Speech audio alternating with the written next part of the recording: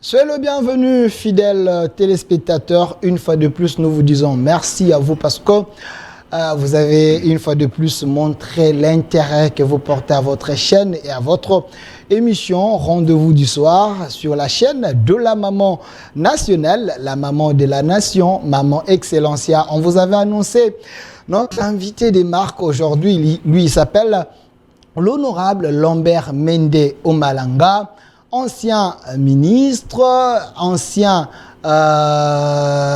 mandataire, aujourd'hui mandataire encore, si je peux le dire ainsi, quelqu'un qui a travaillé pour la nation dans plusieurs secteurs. Il est là avec nous pour essayer un peu de décrypter les grandes lignes d'actualité. Il est également député national, président d'un parti politique CCI aussi, porte-parole d'un regroupement, l'AE, à moins que je me trompe. Oui, l'Alliance et Action pour l'État de droit. Voilà, Monsieur Lambert Mende, c'est le bienvenu. Merci. Qu'est-ce que j'ai oublié à votre présentation? Non, je pense que ça résume tout ce que je suis. Ok. Honorable Lambert Mende, avec vous, on va décrypter les grandes lignes d'actualité. Mais à part cela, j'aimerais que nous puissions également placer un mot sur certains sujets importants qui concernent également la vie de la nation. Mais avant tout, honorable Lambert Mende, êtes-vous fier, une fois de plus, d'être appelé natif du Sankourou? Naturellement que je suis fier de ce que je suis, parce que je n'ai pas été fait autrement. Je suis né fils du Sankourou, de père et de mère. Et donc, que le Sankourou ait des problèmes aujourd'hui, qu'il en ait demain, je suis obligé de me sentir fier de ce que je suis et tenu de contribuer à la solution des problèmes éventuels que cet espace qui m'a vu naître et dans lequel je laisserai mon héritage évolue normalement. Honorable Lambert Mende, le Congo vous a presque tout donné. Mais il semble que honorable Lambert Mende n'a pas fait le nécessaire pour les Congos. Je ne pense pas que je sois venu ici pour vanter mes qualités ou faire oublier les vices dont je pourrais être porteur. Parce que nous ne sommes pas en campagne électorale pour l'honorable Lambert Mende, parce que ce n'est pas ici que je me ferai voter. Nous ne sommes pas encore à ce niveau-là. Et donc je pense que votre question tombe un peu à côté de la plaque. Ici, nous parlons de la République démocratique du Congo et je m'efforcerai de faire en sorte de ne pas trop me projeter comme si je venais chercher quelque chose ici. Nous parlons de la République, il y a des choses que nous faisons, il y a des choses que nous ne faisons pas, ce n'est pas individuel. Non, non, Monsieur Lambert Mende, la question, je voulais tout simplement que vous puissiez regarder la caméra et être conscient qu'il y a les milliers de Congolais qui sont en train de vous suivre. Quand j'ai dit, le Congo vous a tout donné, il semble que vous avez rien retourné à ces beaux pays. Rien, c'est trop dire. Il semble, parce rien, que... Non, c'est trop dire. Et quand j'ai dit cela, si il y a les Congolais de la diaspora... Si je vous disais le peu que j'ai fait pour ce pays, vous tomberiez de votre chaise. Qu'avez-vous fait? Ce que j'ai fait pour ce pays, je le fais dans ma circonscription, parce que je n'ai jamais sollicité un mandat national au sens de président de la République ou quoi. Mais ce que j'ai fait, je l'ai fait dans ma circonscription. Ce que j'ai fait, je l'ai fait dans les différentes structures de l'exécutif où il m'a été appelé à travailler. Et ce n'est pas pour ça que nous sommes venus parler ici. Hein, nous pouvons réserver une émission pour cela. Sincèrement, je pense que tous les Congolais doivent tout au Congo. Et tous les Congolais n'ont pas donné au Congo ce qu'il fallait. C'est pourquoi le Congo est là où il en est. Les gens sont plus exigeants à Lambert Mende parce que Lambert Mende... Je ne suis pas un Congolais spécial. Je suis un Congolais comme un autre. Analysons ce que nous, les Congolais, devons faire aujourd'hui pour le Congo, pour le sortir des problèmes qu'il connaît à ce jour. Je pense que c'est ça qu'on attend de cet entretien. Mais plutôt on dit que Lambert Mende fait des choses pour lui, pas pour l'intérêt des autres. Je ne sais pas ce que j'ai fait pour ma famille, que je n'ai pas fait Surtout pour d'autres. Surtout Sankoro. Au Sankoro, j'ai créé une université sur mes fonds propres. Excusez-moi. Aucun de mes enfants n'y étudie. Alors, j'ai fait pour ma famille. Au Sankoro, j'ai construit des ponts sur lesquels roulent des gens. Ce n'est pas mes véhicules qui roulent sur ces ponts.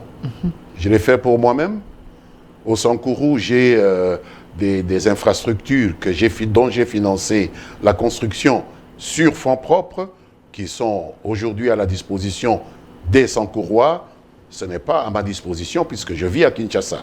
Donc je vous dis, arrêtons là, n'en jetez plus. Ce n'est pas nécessaire. Ce n'est pas de ça qu'on est venu parler. Il y aura un moment pour la campagne électorale, cher ami.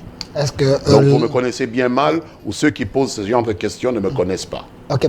Est-ce que Lambert Mende garde encore sa popularité jusqu'à aujourd'hui? Parce que vous étiez parmi les meilleurs élus à l'époque. Mais nous n'avons pas eu d'autres élections après celle-là. Attendons celle-ci pour savoir. Il semble que votre leadership a baissé un peu. Sur base de quelles données? Parce qu'il n'y a qu'une élection qui permette d'établir si on a perdu sa popularité ou pas. Là, vous êtes en train de faire des projections dans le vide. Il faut attendre qu'il y ait une élection pour comparer. Vous ne pouvez pas comparer des choses incomparables. Une élection avec des commentaires de gens qui sont peut-être jaloux, qui parlent à cause de la jalousie ou des choses comme ça. Je pense que vous êtes à côté de la plaque. Merci, honorable Lambert Mende, natif du Sankoro. Je salue monsieur Olengankoy qui est en train de nous suivre également et Méré Okunji qui est en train de nous suivre à ce moment. Alors, honorable Lambert Mende, avec vous, on va vraiment décrypter les grandes lignes d'actualité. Honorable Lambert Mende, est-ce vrai aujourd'hui, Félix Antoine Tshilombo Tshisekedi, c'est l'incarnation de Mobutu? Celui qui peut dire une telle chose... Donnez-moi la photo de Mobutu. Peut être qualifié de mauvaise foi. Okay. Nous avons pratiqué le président Mobutu. Nous avons vu comment il a dévié du chemin que les pères de l'indépendance ont tracé à ce pays. Nous étions encore bien jeunes et nous avons vu comment le peuple a vomi le régime du président Mobutu jusqu'à soutenir les forces de l'AFDL qui sont venues mettre fin à son régime. Je ne vois rien de comparable entre les efforts que Félix Antoine Tshisekedi Tshilombo est en train d'entreprendre depuis qu'il a été élu démocratiquement à la tête de ce pays à la fin de 2018 et les errements, on va dire ça comme ça pour être poli, du défunt président Mobutu. Donc il n'y a rien de comparable, c'est seulement la mauvaise foi qui peut faire parler des gens pour faire établir des comparaisons qui ne tiennent vraiment pas la route. Alors, honorable Lambert Mende, vous êtes un scientifique, j'aimerais que vous puissiez nous aider. Il y a quand même les étudiants qui sont en train de vous suivre. Quelle est la différence qui démarque un dictateur et un démocrate? Mais d'abord, le dictateur, on le connaît déjà au niveau de son avènement au pouvoir. Le président Mobutu a capturé le pouvoir un certain 24 novembre 1965 par la force. Personne ne l'avait élu. Par la suite, il avait organisé des simulacres d'élections avec un parti unique, avec des résultats plus ou moins soviétiques, 99,9%, comme Kagame aujourd'hui, etc., comme Kagame. Ça, c'est un dictateur, Kagame. Okay.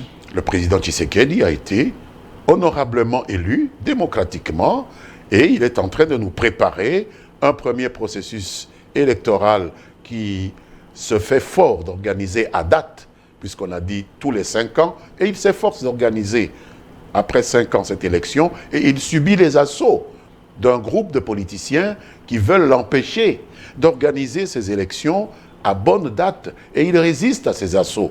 Déjà, il y a une première comparaison. Ça ne tient pas la route. Okay. Deuxièmement, au niveau de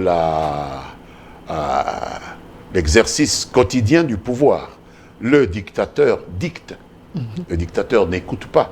Okay. Le président Tshisekedi passe beaucoup de son temps à écouter ceux qui ont reçu mandat de pouvoir partager la responsabilité de la gestion publique avec lui au niveau des institutions, au niveau du gouvernement, au niveau des assemblées parlementaires, au niveau des assemblées provinciales. Il sillonne le pays, il sillonne le monde pour écouter ce qui est dit par les gens, écouter ce que les gens ont à cœur de la perception qu'ils ont de sa gouvernance, et il prend des mesures correctives qui parfois atteignent ses plus proches collaborateurs. Ça n'a jamais été le cas avec le défunt président Mobutu.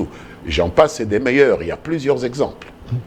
Quand le président de la République, Félix-Antoine Tshisekedi, considère son opposition comme une opposition faible, qui dit que les portes de la prison seront ouvertes, est-ce que ça, ce n'est pas une manière d'intimider les autres, une manière de dire c'est moi, c'est moi, c'est moi?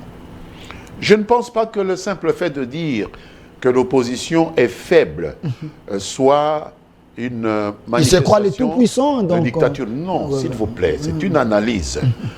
Puisqu'avant d'être président de la République, on est un homme. Et le président Tshisekedi est un individu comme vous, comme moi, qui a ses idées, qui est intellectuellement constitué, qui a le droit également de penser qu'une démarche de tel ou tel de ses concitoyens est de nature à répondre à ce qu'on attend de cette catégorie de citoyens. L'opposition est une force de proposition. L'opposition n'est pas une force de déstabilisation d'une société.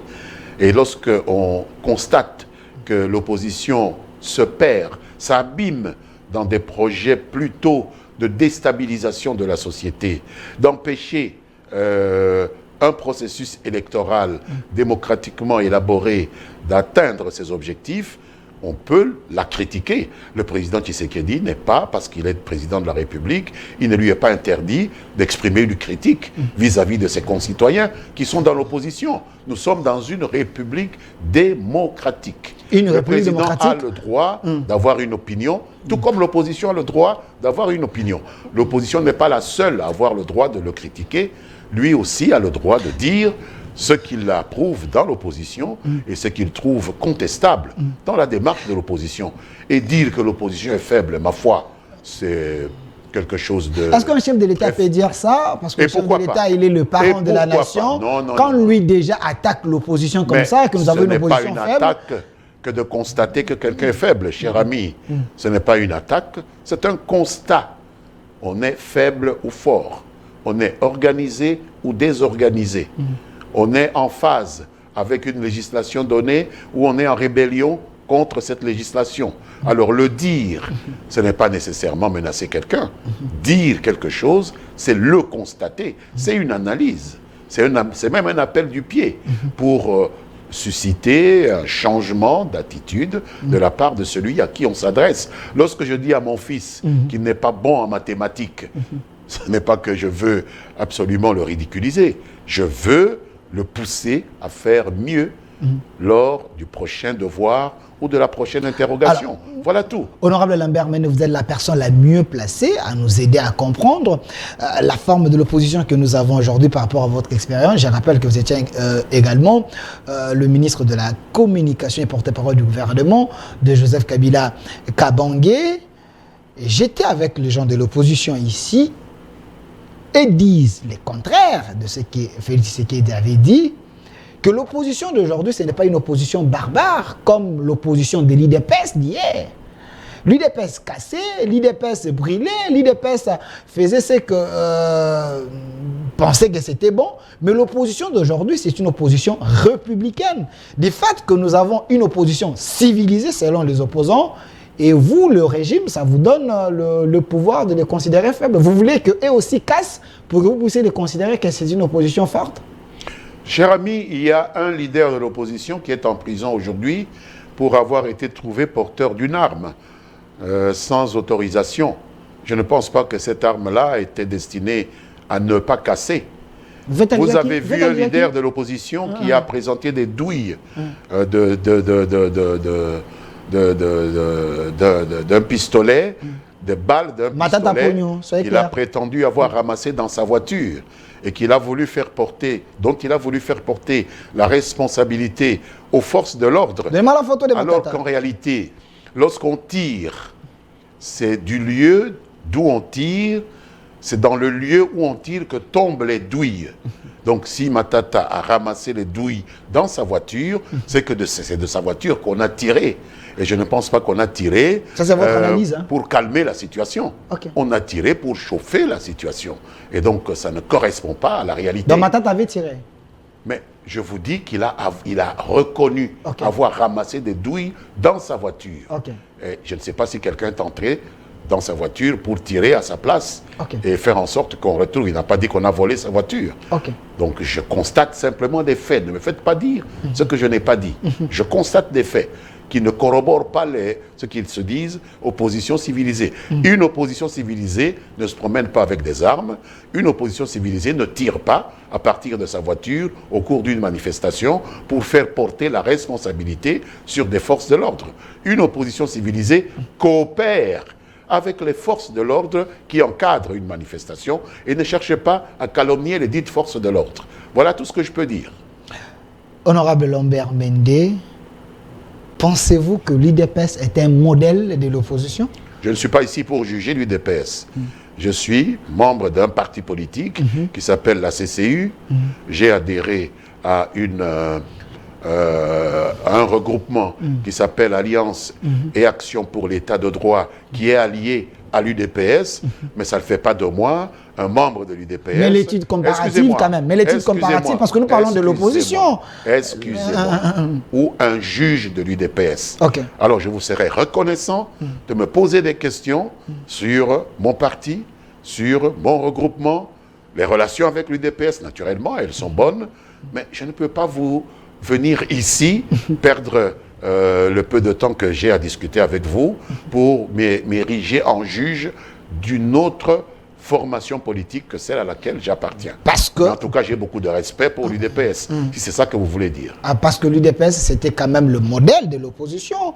Et l'opposition, selon les autres pensaient que... Je n'ai pas encore écrit sur cela.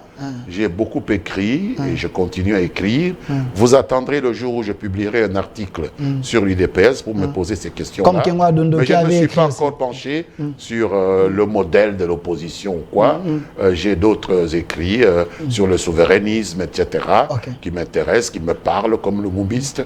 Donc là, je n'ai pas à discuter avec vous de ce qu'est l'UDPS. Je pense que vous recevez suffisamment de membres de l'UDPS, mais je vous répète que je suis l'allié.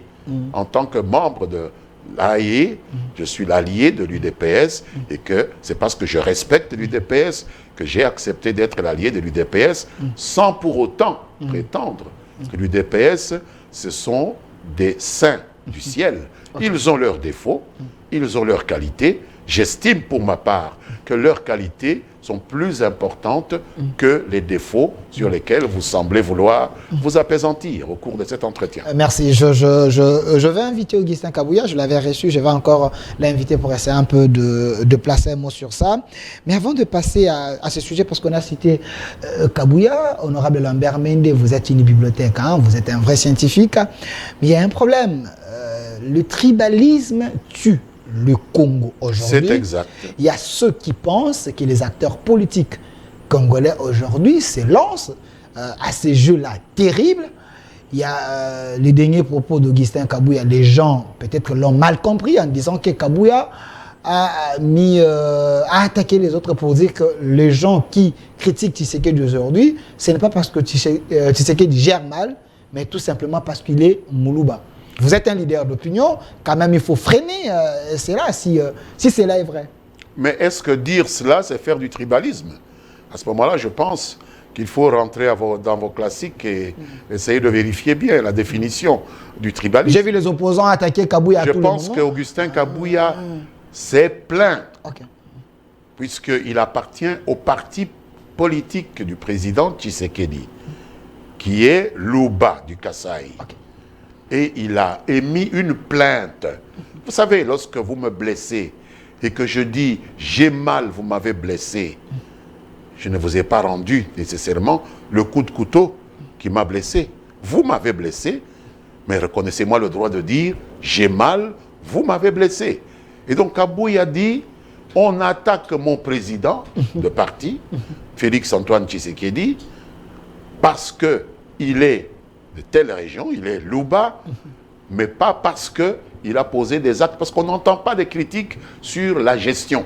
On voit des critiques sur les relations qu'il aurait avec tel ou tel autre dignitaire du pays qui viendrait de son espace sociologique, mais on ne voit pas réellement de fondement en ce qui concerne la gestion de l'État que nous lui avons confié en 2018. Donc, Augustin Kabouya a le droit de se plaindre du fait que les attaques visent plutôt le bas de la ceinture, les origines du chef du parti dont il est membre et dont il est secrétaire général, et non pas les actions politiques ou les actions de gestion qui sont posées par le président de la République, sur lesquelles nous attendons que le président soit éventuellement critiqué et pour lesquels il pourrait apporter des réponses. Alors, honorable Lambert Mende, est-ce aujourd'hui vous regrettez d'être député national sous le régime Tshisekedi parce que, selon plusieurs sources, vous vous êtes retrouvé dans ces parlements avec les gens qui ne maîtrisent pas les ABC, qui n'honorent même pas d'être appelé député national? Pourquoi il ne mérite pas d'être député? On mérite d'être député dès lors que la population vous a choisi. Cher ami, puis-je vous rappeler qu'on est député pas par nomination, on est député parce que le peuple vous a élu. Et j'aurais vraiment la mauvaise idée de prétendre que le peuple congolais aurait eu tort de désigner un seul d'entre nous pour venir le représenter au Parlement, mais ce serait vraiment de l'imposture de ma part. Je n'ai pas à me substituer au corps électoral congolais pour juger des décisions que souverainement le peuple a pris d'envoyer 500 de ses enfants, fils et filles, le représenter au niveau du Parlement. Donc je ne partage pas le point de vue selon lequel il y aurait des députés qui ne mériteraient pas de venir au Parlement et qui mériteraient de venir. C'est le choix du peuple. Le peuple est souverain et nul n'est au-dessus de cette souveraineté. D'accord, on dit plutôt que votre Parlement ici ne pompe pas des lois, ne travaille pas. Il y a plus des jouisseurs. Le Parlement a pris énormément de lois. Sous Mbosso, qui est sous Benminac, où il y avait autant de lois. Évitons les attaques ad hominem. Il ne faut pas vous en prendre au président Mbosso. On n'a pas à le comparer à d'autres présidents. C'est un Parlement qui agit par procuration, contrairement à d'autres parlements. Si nous partons sur le nombre des textes de législation qui ont été adoptés sous tel ou tel autre président, je ne pense pas que Christophe Mbosso soit le dernier. Je pense qu'il est parmi ceux qui ont fait voter le plus grand nombre de textes législatifs que d'autres, sans qu'on ne puisse jeter dans la marmite de l'infamie les autres qui l'ont précédé. Ce sont des gens qui ont été désignés par le peuple congolais. Il faut du respect vis-à-vis d'eux. Alors, honorable Mende, parce qu'il y a tellement de choses à parler avec vous, l'opposition congolaise veut en réalité aller aux élections, mais cette opposition a également posé de préalables. Vous avez suivi Matata Ponyo, Martin Fayulu, Moïse Katumbi et les autres. Pensez-vous que nous pouvons aller aux élections apaisées dans ces climats ici, sans Lamuka? Vous pensez qu'on aura les bonnes élections? Je me pose la question à mon tour s'il y a eu un simple cycle électoral dans ce pays qui se soit tenu sans que l'un ou l'autre d'entre nous se tienne à l'écart parce qu'il n'était pas certain de pouvoir remporter la majorité ou remporter la victoire là où il souhaitait se retrouver. Donc c'est devenu finalement rituel. C'est devenu comme une tradition. C'est devenu une chanson dont nous tous nous connaissons le refrain. Hein? Donc je ne pense pas qu'il faille s'attarder là-dessus. Il y a eu des gens qui ont casser du sucre sur le dos de la Commission électorale nationale indépendante lorsqu'elle a commencé à enregistrer les électeurs. Et nous nous sommes retrouvés à la fin de la journée avec un registre électoral de près de 45 millions de Congolais sur 49 millions attendus dans un pays en guerre. Hein, 2 provinces sont en guerre. 45 millions sur 50 millions. C'est la grande majorité de la population qui a répondu positivement. Donc ils n'ont pas suivi les mots d'ordre ou les critiques de ceux dont vous parlez là. Donc la minorité, ce n'est pas eux qui doivent faire la loi. Ils doivent se soumettre à la loi de la majorité. Se soumettre à la loi de la majorité. Excusez-moi, vous devez me laisser terminer mon propos. La majorité a décidé de pouvoir se faire enrôler et de faire entendre sa voix et de choisir ses élus, tant au niveau de la présidentielle, des législatives, nationales, provinciales, que des élections locales. Et donc, il est tout à fait normal qu'il y ait des gens qui ne souhaitent pas y aller parce qu'ils vont y laisser des plumes. Mais est-ce que cela doit arrêter la majorité? Si vous répondez par l'affirmative, alors vous n'êtes pas démocrate. Puisque la démocratie est la loi de la majorité. Comment voulez-vous que l'opposition accepte d'aller aux élections au moment que l'audit du fichier pose problème? Mais de quelle opposition parlez-vous, cher ami? Mais l'opposition... Vous avez parlé de la Mouka. Je peux vous citer une autre partie de l'opposition qui va aller aux élections. Vous parlez de Mouzitou? Excusez-moi. Oh, ok. Je ne parle pas de Mouzitou. Dans le groupe des 4 là qui sont allés à Lubumbashi, ok. Il y a un qui a dit « Nous n'allons pas aux élections ». Et aussitôt... Martin Fayulu, il faut le dire. Voilà. Les leaders Et aussitôt, il y a un autre qui a dit « Nous irons aux élections ». Alors, de qui parlez-vous, finalement?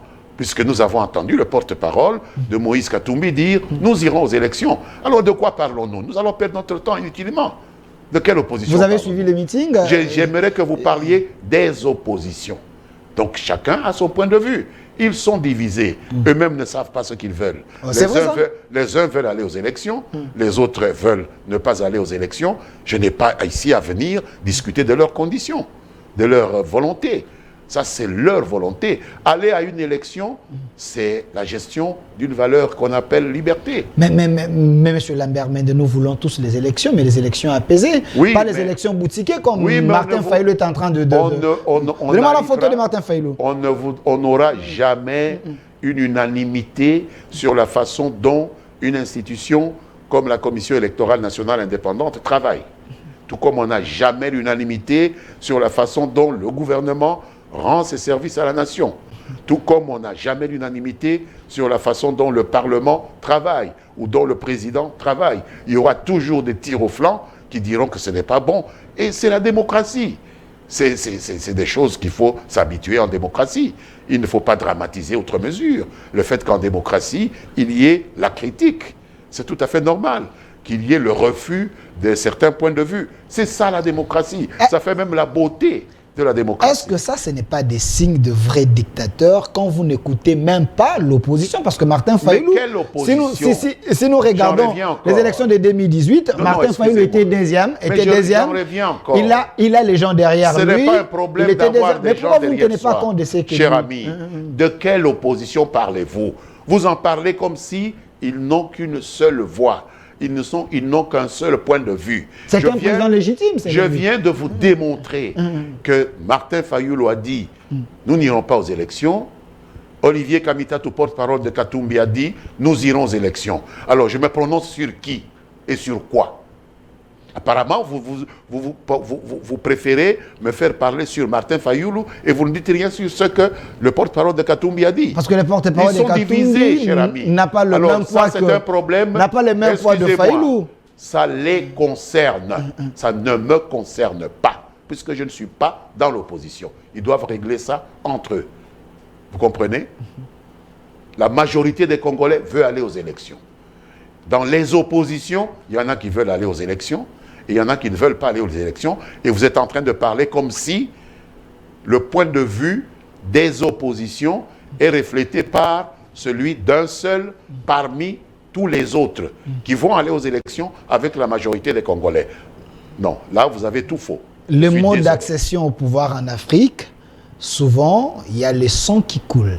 Est-ce qu'il n'y a pas moyen d'éviter ces chaos électoraux? Peut-être en 2023, il est temps de mieux faire. Pourquoi vous voulez pousser Tshisekedi d'aller tout... Le sang n'a pas coulé en 2018.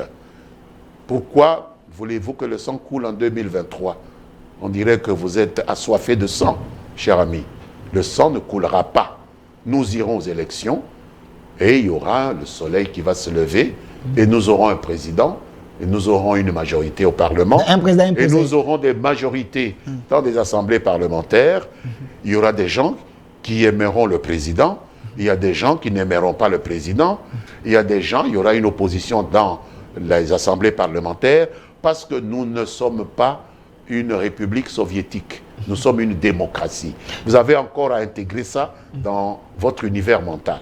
Alors, Monsieur Lambert Mende, pensez-vous que la RDC est suffisamment outillée pour avoir ces élections apaisées? Est-ce qu'il faut compter sur l'appui de la communauté internationale? Mais les élections ne sont pas l'affaire de la communauté internationale.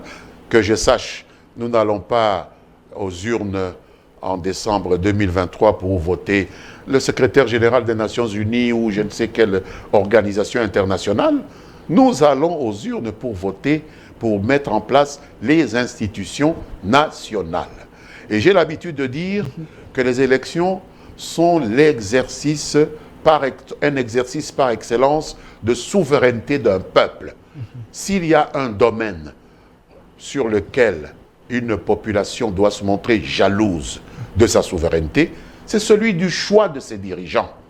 Et une population normalement constituée devrait refuser de toutes ses forces des ingérences de l'extérieur, de gens qui voudraient choisir à sa place ceux qui doivent le diriger. Puisque lorsque des gens viennent vous indiquer comment vous devez aller aux élections, c'est qu'ils voudraient vous indiquer qui doivent sortir de ce processus électoral. C'est pourquoi nous faisons tout pour limiter autant que possible, même l'assistance que nous recherchons auprès de l'étranger pour des raisons techniques, doit être la plus limitée que possible. Elle ne doit pas porter ombrage à la souveraineté de notre peuple. Il y a un Français qui m'a dit, si nous venons en Afrique pour essayer un peu d'observer les élections, c'est pour éviter les compromis africains, donc, comme les Africains le font. C'est une insulte, il vous a insulté. Si vous l'avez laissé partir sans lui rabattre son caquet, alors vraiment, vous n'êtes pas un intellectuel congolais. Je suis désolé. Devant moi, quelqu'un qui dirait ça, je lui parlerai de telle sorte qu'il dorme mal cette nuit-là.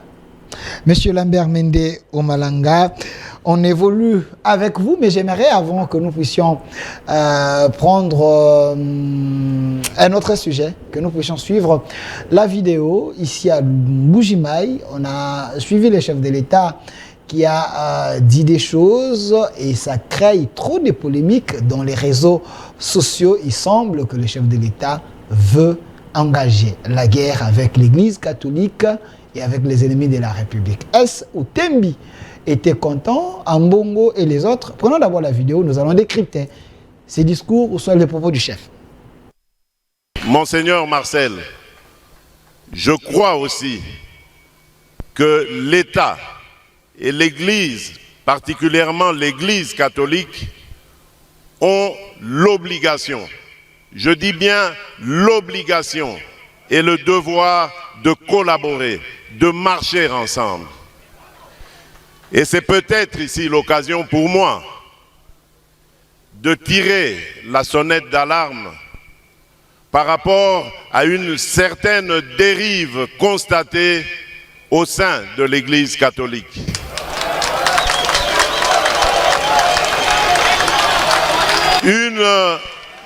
Une dérive que je qualifierais de dangereuse, surtout en cette année électorale. L'Église doit être au milieu des villages. Ici, je serais tenté de dire, l'Église doit être au milieu des Congolais. Elle doit prêcher l'amour, l'unité et l'égalité. L'Église doit accompagner toutes les filles et tous les fils de la République qui sont en politique de la même manière, sans distinction aucune. Car il y va de la stabilité de notre cher pays. Mais il se fait que parmi vous, il y a malheureusement quelques personnes qui ont pris une tendance dangereuse qui risquerait de diviser notre nation. En tant que garant de l'unité de cette nation, je me sens obligé de dire que je n'accepterai jamais une telle dérive. Je vais terminer mon propos en réaffirmant encore ma détermination à garder ce pays uni et à le pacifier. Je ne reculerai pas devant les menaces et les intimidations en tout genre. J'ai passé quasiment les 3/4 de ma vie à combattre aux côtés d'un grand homme.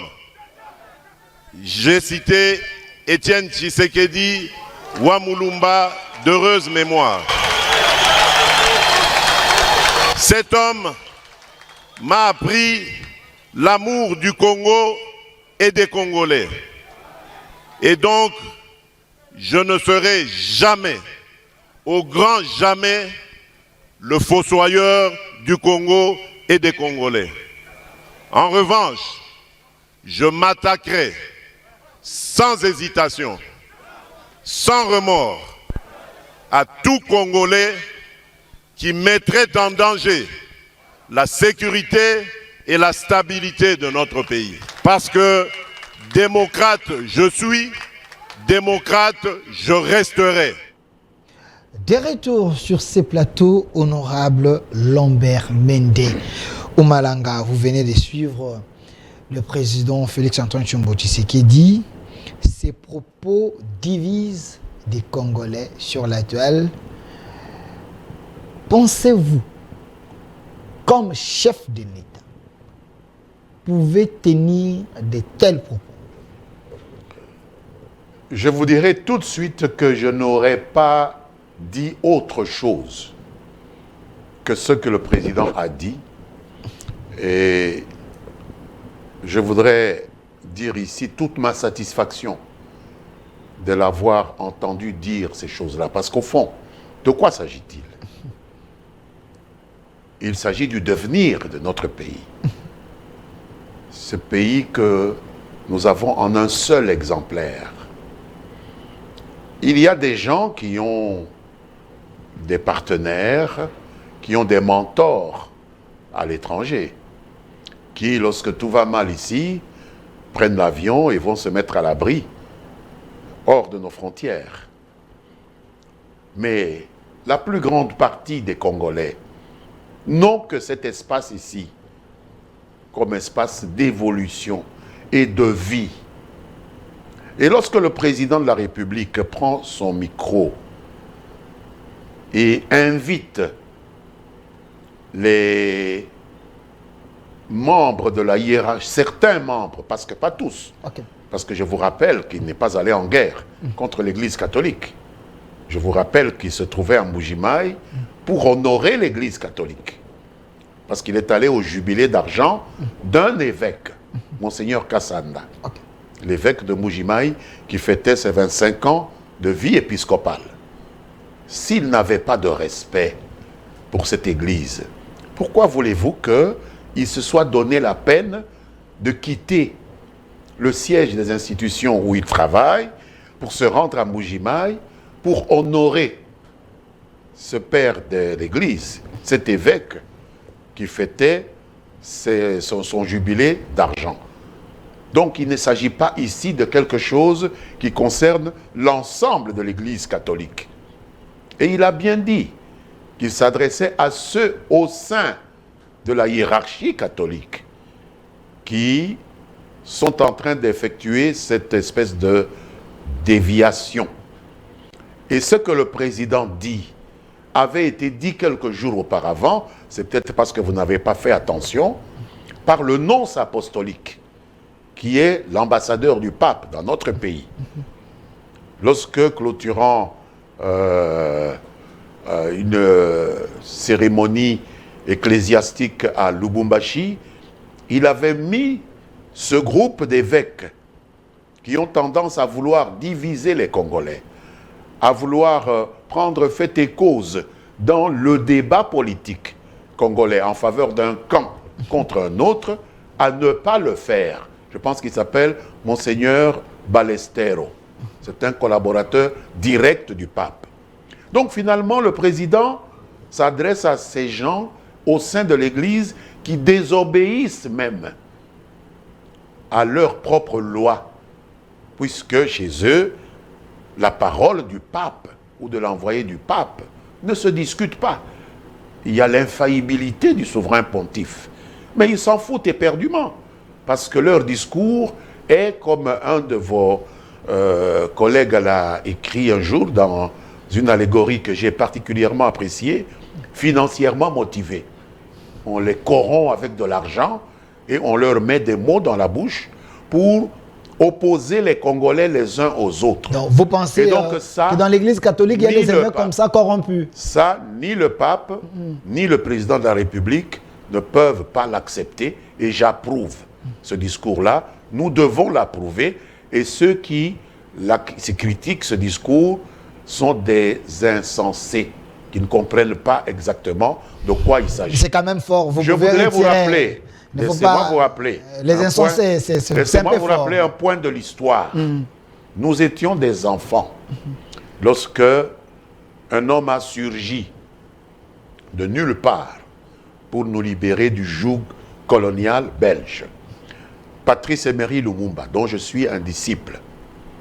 Patrice Emery Lumumba a été taxé de tous les noms par nos colonisateurs. Et qui sont ceux qui appuyaient nos colonisateurs? Parmi ceux qui les appuyaient, il n'y avait pas seulement l'administration coloniale de l'époque. Il y avait également certains membres du clergé catholique, toujours le même. Pas tous, heureusement. Certains membres du clergé catholique. Okay. Et lorsque nous lisons les récits de l'époque, on prétendait que Patrice Lumumba était un communiste, alors qu'il ne l'était pas. Et on expliquait communiste à nos parents qui n'avaient pas eu la chance de faire beaucoup d'études par des formules qui étaient simplement pitoyables.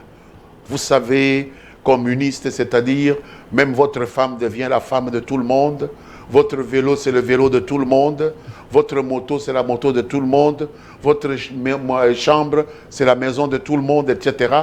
pour dégoûter les gens de ce message émancipateur dont Patrice Lumumba était porteur.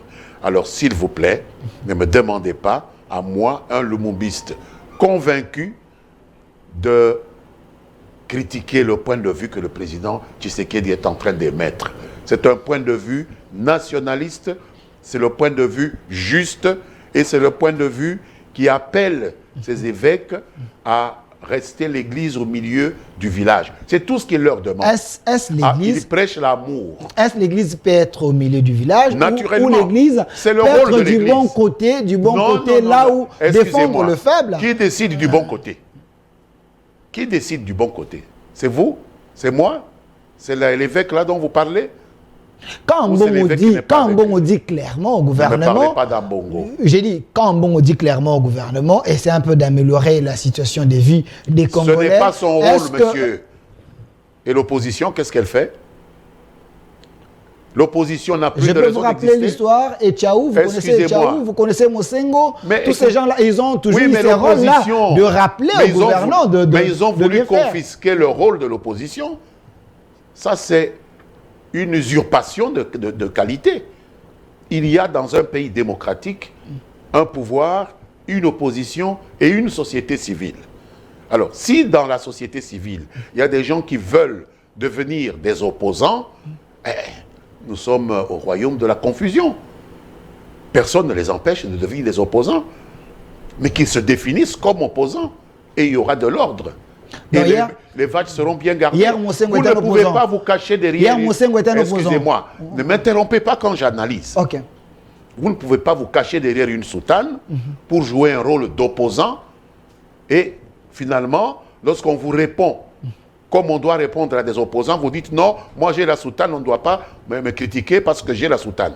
Ça n'a pas de sens. C'est une tricherie. Il faut le dire. Pourquoi ne pas le dire? Honorable Mende, mais ce qui est bizarre, le président Tshisekedi hier était derrière Mosengo pour condamner l'ancien régime. Tout ce que Mosengo disait, vous vous rappellerez que Mosengo disait qu'on vivait dans une prison à ciel ouvert. L'opposition relaie, c'est là. Aujourd'hui, quand Mbongo en parle, il devient trop de un sorcier. avec l'histoire. Moi qui ai vécu toutes ces années-là, je n'ai pas vu le président Tshisekedi être derrière Mosengo. Il a dit derrière qui il était. Nous l'avons suivi, vous et moi, maintenant. Mais Kabouya à l'époque disait que l'Église catholique a amené 50%. Est-ce que vous pouvez me laisser terminer? Ou bien vous posez des questions, vous répondez à vous-même. Quand je réponds, vous ne m'interrompez pas. Ok. Il a dit, j'ai passé les 3/4 de ma vie derrière un grand homme. Et il a donné son nom, même si c'est son père. Étienne Tshisekedi Wamulumba. Il n'a pas dit, j'ai vécu derrière Mosengo. C'est vous qui dites qu'il suivait Mosengo. Il suit les enseignements de Étienne Tshisekedi Wamulumba, le fondateur de l'UDPS. Alors ne lui faites pas dire ce qu'il n'a pas dit. Et Jean-Marc Abounda à l'époque disait que l'UDPS avait partagé 50-50 avec l'Église catholique. Là, l'Église catholique était importante. Aujourd'hui, quand Mbongo défend la population, vous dit des vérités, il devient un opposant. Alors, honorable Lambert Mende, le Congo doit gagner. Le Congo doit évoluer. Mais sous le régime Tshisekedi, il y a ceux qui pensent que la dictature s'est installée. Donnez-moi la photo de Joseph Kabila Kabanga Kingakati. L'homme a reçu quand même, j'ai vu les Chadari, j'ai vu Chadari m'envoyer des choses, Néhémie et les autres, plusieurs personnes m'ont envoyé quand même des photos, ils étaient avec Joseph Kabila Kabanga. Je n'ai pas à voir la photo de Kingakati. Ici, Joseph Kabila demande à ses proches de résister. Vous manipulez bien la langue des Molières plus que moi. Qu'est-ce que vous comprenez de la résistance? La résistance, c'est le fait d'opposer, de s'opposer à un mouvement qui vous mène vers un lieu où vous ne voulez pas aller. Je pense qu'étymologiquement, c'est ce que résistance veut dire. Et je ne suis pas ici comme exégète du président Joseph Kabila, que je respecte beaucoup. J'ai cessé d'appartenir à la famille politique qu'il incarne pour des raisons qui me sont propres. Nous en avons parlé la fois passée. Bon, si vous avez besoin d'une définition étymologique, je vous l'ai donnée. C'est résister à un mouvement qui vous pousse dans une direction où vous ne souhaitez pas aller. Et c'est ce que Tshisekedi vient d'ailleurs de dire, hein, qu'il faut que les Congolais restent unis et qu'ils résistent à ce mouvement que les évêques veulent imposer, de les désunir. C'est aussi une résistance. Il appelle les Congolais aussi à cette résistance et il dit qu'il est le premier à pouvoir résister à ce mouvement-là. Il n'a pas pris une arme pour tirer sur un évêque. Il parle comme un homme politique. Donc il a le droit de parler dans ce sens-là. Mais ne me faites pas intervenir ici comme exégète de la pensée d'une personnalité politique que j'ai quittée il y a plusieurs années. Vous êtes député national, oui. Vous connaissez bien nos lois de la République. Joseph Kabila, on dit qu'il a violé les lois qui les protègent comme un Vous poserez la question à ceux qui sont dans la famille politique du président. J'ai dit, vous êtes un député national. Les lois de la République, vous les manipulez. Vous pouvez quand même nous aider à comprendre bien. Donnez-moi une loi qui a été violée, je peux répondre. J'ai dit. Mais ne me parlez pas de Joseph Kabila alors, et puis résistance. Alors, quand on dit, selon l'article 5 de la loi qui protège les anciens présidents, que Joseph Kabila est tenu à un silence, à ne pas parler, mais du fait que Joseph Kabila dit à ces gens de résister, il a violé cette loi. Ah, moi, je n'ai pas dit ça. Vous dites « on ». Posez la question à « on ». pas à moi. On vous demande pour avoir au moins les éléments, parce que vous êtes le député national. Non, je ne suis pas. Un député national n'est pas Vous pouvez nous éclairer sur certains points. Un député national n'est pas le porte-parole de on. On, c'est quoi? On dit. Qui a dit? Celui qui a dit, vous lui poserez la question. Moi, je vous ai dit que Joseph Kabila a eu tort de dire ça. Si quelqu'un viole la loi et qu'il dit qu'il faut résister à ceux qui violent la loi, pourquoi voulez-vous que je le critique? Posez la question à ceux qui suivent ce qu'il a dit. Moi, je n'ai rien à voir avec ça. Pourquoi est-ce que vous voulez faire de moi le porte-parole du monde entier? J'ai été porte-parole du gouvernement pendant un temps. Maintenant, je suis que député national, mon ami. Alors, ne me ramenez pas à des époques où je ne suis plus. Excusez-moi. Du fait que l'Union sacrée a violé la Constitution en changeant la majorité, l'Union sacrée n'a pas respecté... C'est un débat déjà passé. Nous avons eu ce débat la fois passée ici. Hein, ne vous nous faites pas prendre des vessies pour des lanternes. La majorité, dans une démocratie, la volonté des députés compte. Si je veux voter, hein, vous savez, il n'y a pas de vote impératif. La Constitution l'interdit. Personne ne peut m'obliger à voter d'une façon telle parce qu'on appartient à tel parti politique.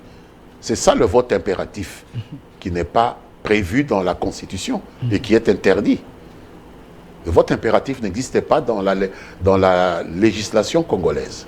Personne ne peut obliger un député à voter contre sa conscience. La loi de la répartition des sièges au Parlement, l'Union sacrée, vous les députés, vous faites les forcings, vous ne respectez même pas le préalable. Qu'est-ce que ça veut dire? Quel préalable? Citez-les. Vous êtes incapable de les citer. Quel préalable? Au Parlement, c'est une majorité qui se prononce. Et si la minorité n'est pas d'accord, elle s'exprime. Elle s'est exprimée, elle n'était pas d'accord. La majorité s'est exprimée, elle était d'accord. La loi a été promulguée. Quel député de la minorité a été arrêté, ou assassiné, ou tué parce qu'il s'est exprimé? Vous êtes incapable de me citer même un seul nom. Donc la démocratie marche. Pourquoi voulez-vous rabaisser comme ça notre démocratie? C'est comme ça que ça se passe dans toutes les démocraties du monde. Même en France, même aux États-Unis. Ce n'est pas toutes les lois qui sont votées à l'unanimité. Il y a toujours des gens qui sont contre et des gens qui sont pour. Pourquoi voulez-vous que les lois soient toutes votées à l'unanimité? Tshisekedi est plus démocrate que Kabila? Pourquoi doit-on parler en termes d'être plus démocrate ou moins démocrate? La démocratie est en train d'évoluer normalement. Aujourd'hui, c'est Tshisekedi qui est le président. Il a une majorité derrière lui. Demain, ça sera peut-être encore lui. Après-demain, ça sera un autre. Mais me dire plus qu'un autre, nous ne sommes pas ici dans un show business pour dire Papa Wemba joue mieux que Kofi, etc. Moi, je ne suis pas à ce niveau-là. En politique, c'est la loi de la majorité du moment. Alors, honorable Lambert Mende, on nous fait signe au nez à la fin. Je vous laisse 4 minutes. Et je vous avais réservé cet exercice parce que c'est important. Vous êtes dans l'Union sacrée. On dit l'Union sacrée fait la honte de la RDC. Aujourd'hui, le dollar, c'est presque à 24. La vie est devenue trop chère. Les régimes Tshisekedi n'arrivent pas à relever les défis du social des Congolais. Vous, comme un acteur politique majeur de notre pays, regardez la caméra. Qu'avez-vous fait pour votre population? S'il s'agit seulement du dollar, cher ami, vous êtes tout à fait à côté. Parce que si le dollar a passé de 20 à 24, excusez du peu, il y a des moments où le dollar passait de 10 à 1000. Et il n'y a pas eu de discours comme ça, de 20 à 24. Mais c'est infinitésimal, c'est insignifiant, de 20 à 24.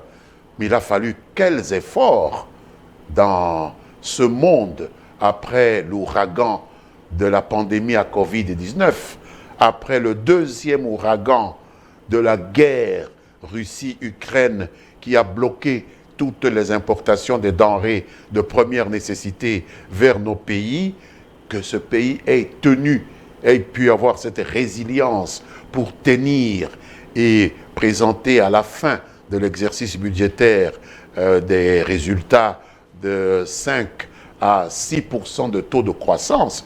Mais il faut féliciter le président Tshisekedi et le gouvernement qui l'a mis en place, cher ami. On dirait que vous ne vivez pas dans ce monde, que le Covid, ça ne vous dit rien, que la guerre entre la Russie et l'Ukraine et ses conséquences sur nos pays en Afrique, ça ne vous dit rien. Tout cela, ce sont des événements, que la guerre qu'on nous fait à partir du Rwanda, qui nous occupe et qui prend une partie importante de notre budget, ne vous dit rien. Tout cela, ce sont des choses qui auraient pu justifier que nous passions même du 20 à 200.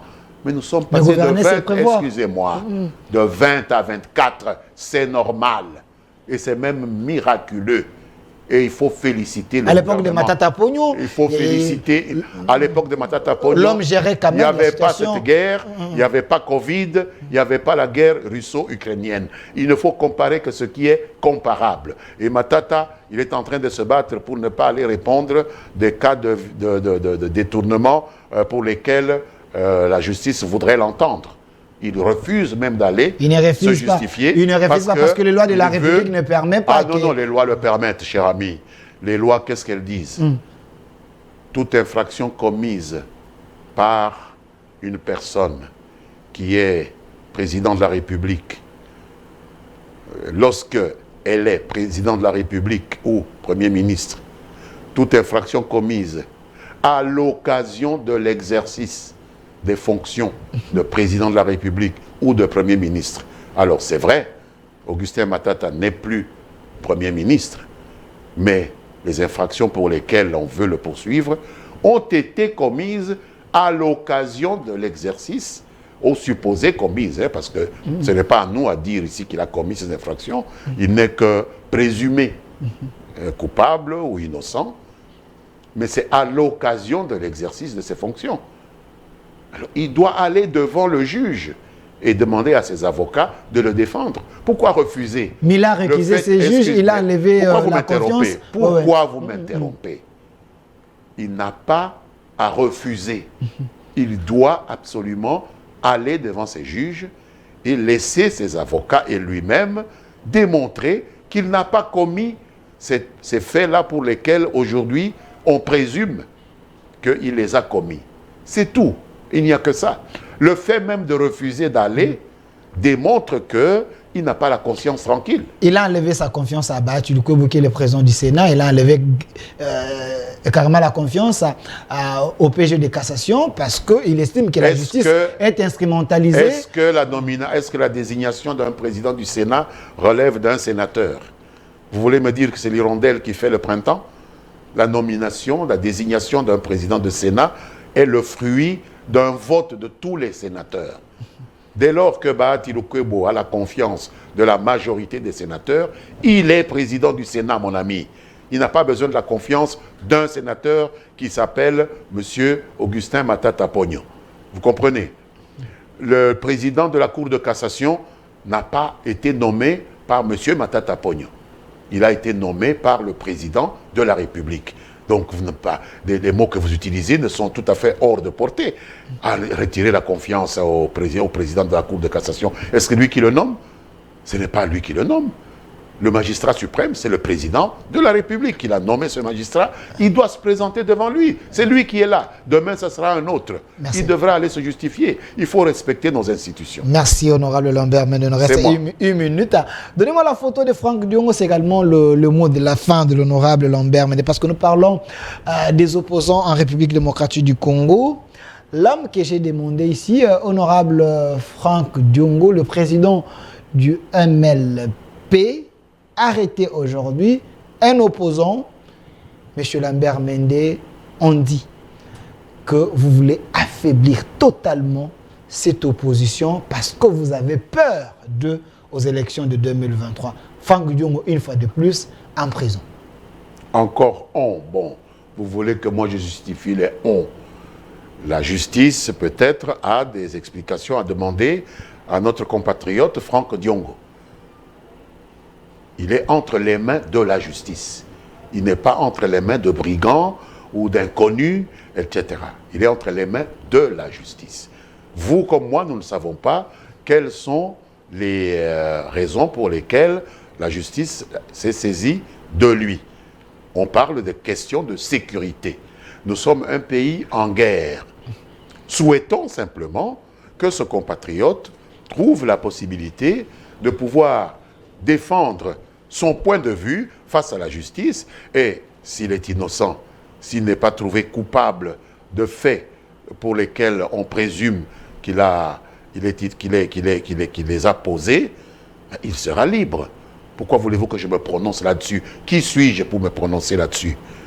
Évidemment que ça peut lui causer préjudice comme individu, mais lorsqu'on convoque votre frère, lorsqu'on convoque votre ami, lorsqu'on convoque votre compatriote, souhaitez simplement que tous ces droits soient respectés. Il ne faut pas remettre par principe en cause le droit pour la justice d'entendre une personne pour des faits aussi graves que ceux-là. Pourquoi est-ce que vous voulez contester à notre justice le droit d'entendre un citoyen X ou Y parce qu'il fait de la politique? C'est dans quel état nous nous trouverions? Donc nous ferions la politique... Ils étaient sur la liste et tous, ils vous font peur. Il y a Salomon Escadela, il y a Mais ça Moïse. veut dire quoi, font peur? Si voilà pourquoi vous voulez les éliminer avant les élections. On aurait plus peur de Salomon que de son patron, M. Katumbi. Pourquoi on n'a pas arrêté M. Katumbi qui est, lui, le candidat? Vous cherchez Katumbi derrière Salomon. Excusez-moi. Pourquoi vous m'interrompez? Vous cherchez Katumbi derrière Vous posez Salomon. vous-même les questions et vous les répondez. C'est M. Katumbi qui est le candidat. Okay. Alors, on aurait peur de Salomon, mais pas de M. Katumbi. On arrête Salomon, on n'arrête pas Katumbi. Donc, vous voyez que votre jugement est complètement biaisé. Si c'est la peur, c'est Katumbi qu'on aurait pris. Pourquoi aller arrêter Salomon? Si c'est lui qui a été trouvé porteur d'armes, il doit aller se justifier. Si M. Katumbi n'avait pas une arme, on n'avait pas à le prendre. Pour quelle raison? Voilà tout. Ayez confiance en votre justice et cessez d'aboyer avec la meute. Merci. Voilà ce que je peux vous dire. Honorable Lambert Mende Omalanga, regardez la caméra. Qu'avez-vous envie de dire que vous n'avez pas dit pendant l'émission? Le mot de la fin. Simplement que je voudrais féliciter encore une fois le président de la République pour son message plein de sagesse, plein de responsabilité au stade de Kachala Bonzola de Mbujimaï à l'occasion de ce jubilé d'argent de Monseigneur Kassanda du diocèse de Mbujimaï. Un message d'amour parce qu'il n'a menacé personne. Il a souhaité que l'Église puisse se mettre au milieu des Congolaises et des Congolais. Ce n'est pas trop exigé. C'est ce que nous tous, chrétiens, peuple de Dieu, famille de Dieu, nous souhaitons de notre Église. Je ne souhaite pas que nos pasteurs puissent devenir ceux qui prennent fait et cause dans nos disputes politiciennes. Ce n'est pas leur rôle. S'ils veulent jouer ce rôle-là, ils n'ont qu'à quitter cet état de pasteur pour devenir des politiciens comme nous.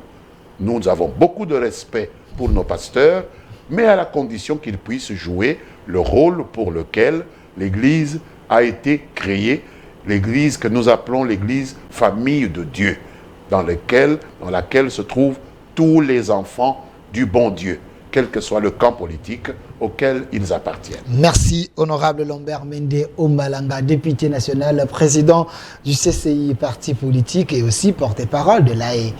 Merci. C'est moi. Merci d'avoir répondu à notre invitation. Merci aussi à vous. Suivez la rediffusion de cette émission sur la chaîne de la Maman Nationale, la Maman de la Nation, CSS Télévision, canal studio satellitaire, les reflets de tout un peuple. La rediffusion à minuit. Au revoir.